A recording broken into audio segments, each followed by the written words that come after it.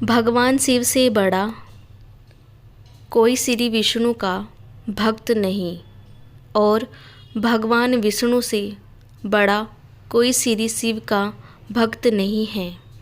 इसलिए भगवान शिव सबसे बड़े वैष्णव और भगवान विष्णु सबसे बड़े शिव कहलाते हैं। 9 साल के छोटे बाल रूप में जब श्री कृष्ण ने महाराज का उद्घोष किया तो वृंदावन में पूरे ब्रह्मांड के तपस्वी प्राणियों में भयंकर हलचल मच गई कि काश हमें भी इस महारस में शामिल होने का मौका मिल जाए। दूर दूर से गोपियाँ, जो कि पूर्व जन्म में एक से बढ़कर एक ऋषि मुनि तपस्वी योगी भक्त थे, महारस में शामिल होने के लिए आतुरता से दौड़े आए।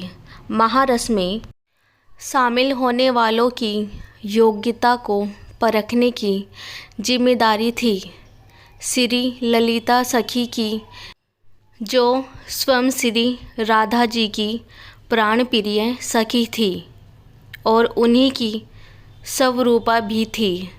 सज्जनों, हमेशा एकांत में रहकर कठोर तपस्या करने वाले भगवान शिव को जब पता चला कि श्री कृष्ण महारस शुरू करने जा रहे हैं तो वो भी अत्यंत खुश होकर तुरंत अपनी तपस्या छोड़ पहुँचे श्री वृंदावन धाम और बड़े आराम से सभी गोपियों के साथ रासस्थल में प्रवेश करने लगे।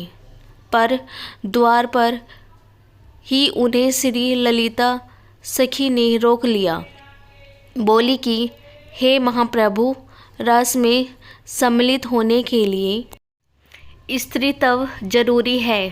तब भोलेनाथ ने तुरंत कहा कि ठीक है, तो हमें स्त्री बना दो। तब ललिता सखी ने भोलेनाथ का गोपी वेश में श्रृंगार किया और उनके कान में श्री राधा कृष्ण के युगल मंत्र की दीक्षा दी। चूँकि भोलेनाथ के सिर की जटा और दाढ़ी मूंछ बड़ी बड़ी थी, इसलिए ललिता सखी ने उनके सिर पर बड़ा सा घूंघट डाल दिया, जिससे किसी को उनकी दाढ़ी मूंछ दिखाई ना दे। महादेव भोलेनाथ के अति बलिष्ठ और बेहद लंबे चौड़े शरीर के वजन से वो सब गोपियों से एकदम अलग और विचित्र गोपी लग रहे थे, जिसकी वजह से गोपी उनको बड़े आश्चर्य से देख रही थी।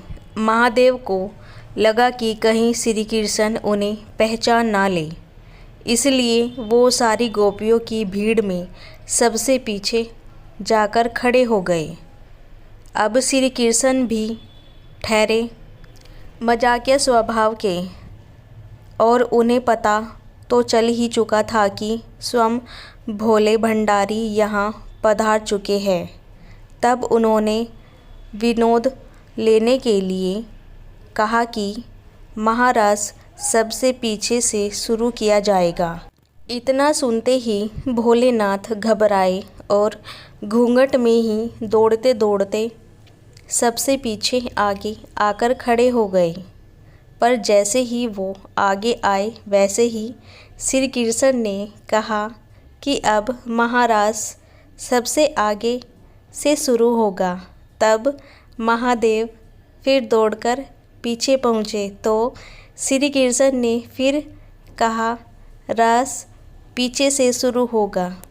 तब महादेव फिर दौड़कर आगे आए। इस तरह कुछ देर तक ऐसे ही आगे पीछे चलता रहा और बाकी की सभी गोपियाँ आश्चर्य से खड़े होकर श्री कृष्ण और श्री महादेव के बीच की लीला देख रही थी और ये सोच रही थी कि ये कौन सी गोपी है जो डिल डोल से तो भारी भरकम है, पर बार बार शर्माकर कभी आगे भाग रही है तो कभी पीछे, और जैसे लग रहा है कि श्री कृष्ण भी इसको जानबूझकर हैरान करने के लिए बार बार आगे पीछे का नाम ले रहे हो। कुछ देर बाद श्री कृष्ण ने कहा कि महाराज, सबसे पहले इस चंचल गोपी से शुरू होगा जो स्थिर बैठ ही नहीं रही है। यह कहकर श्री कृष्ण ने भोलेनाथ का घूंघट हटा दिया और आनंद से उद्घोष किया, आओ गोपेश्वर महादेव, आपका इस महारास में स्वागत है।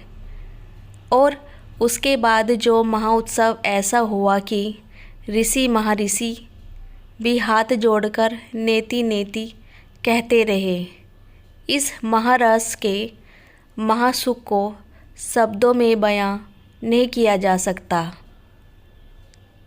तब से आज तक भगवान शिव शंकर वृंदावन में गोपीश्वर रूप में ही निवास करते हैं।